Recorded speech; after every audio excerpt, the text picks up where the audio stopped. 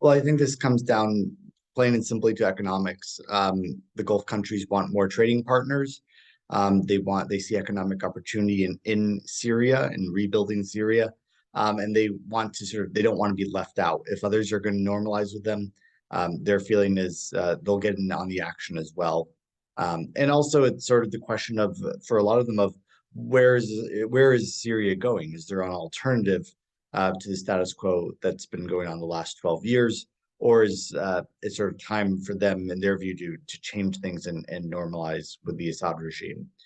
So I think it's sort of been a matter of time for a lot of those countries. And importantly, also, the West, the United States and Europe hasn't made it costly for countries to renormalize with Assad. They haven't provided a strong alternative for Syria and for the Arab countries. And so this is sort of their last resort there. So I think what they see is the ability to get in on effectively ground zero, that there's been mass destruction. The cities have been completely leveled, but it's also, that means it's an opportunity to buy cheap, to invest cheaply into something where the only direction it can go from here is up, because Assad has destroyed so much of the country already. But it's also an opportunity to perhaps work with Russia or China and take their money as well in rebuilding the country. But it's also important to know a lot of this investment will not go to average Syrians. It's going to benefit the regime and the elite in Damascus, not your everyday people. Mm-hmm. Well, this would be a very big deal if it does happen. It's pretty difficult to do with the way that Saudi Arabia sort of made asks of America. And I won't.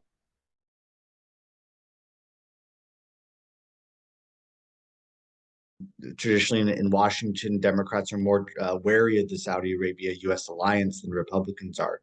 And so for a lot of these things to pass Congress, which might be necessary for this normalization, you would need to have Democrat support on board.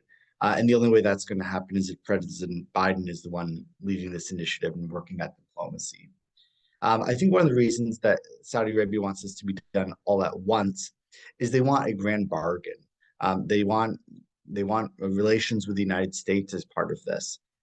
They want to be treated like a partner and an ally, much like, say, South Korea or others. And so Saudi Arabia is going to hold out for what they can on this. I think there's an opportunity in the next probably 6 to 9 months for this to happen. Once you get close to the election, a lot of countries get very wary of making deals with the United States, because the view is if the White House changes control, then it's a little more precarious. And so I think this year is the opportunity to make a deal with Saudi Arabia that normalizes relationships between Israel, as well as improves relationship between Saudi Arabia and the United States.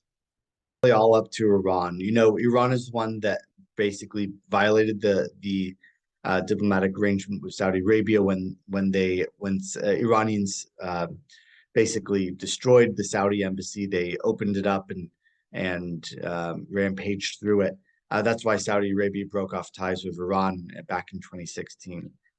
Consistently, we've seen Iran support and funnel weapons and money to terrorist groups throughout the Middle East that attack sovereign governments, like Saudi Arabia, with Iran's support for the Houthis. We've seen them launch missiles at UAE. They use Iraq as a base of operations. So again, this is really a question for Iran's leadership of what are they trying to do? Are they trying to live in peace with their Arab neighbors, or are they going to continue to try to change the status quo, topple governments that don't agree with them?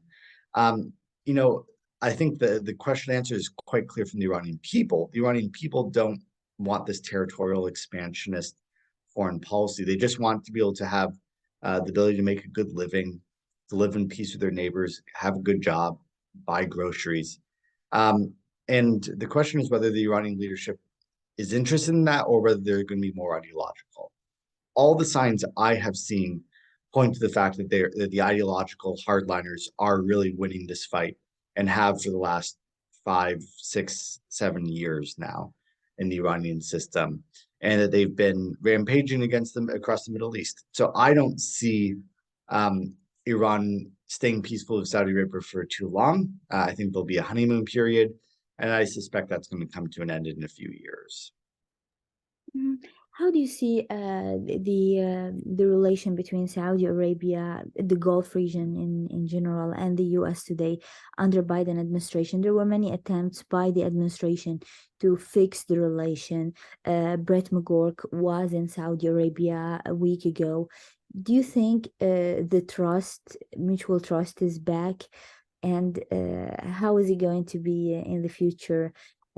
If we see a new president in the White House. Well, this has been a pretty rocky road, and really this comes down to actions by the United States, even more than those by our Arab partners.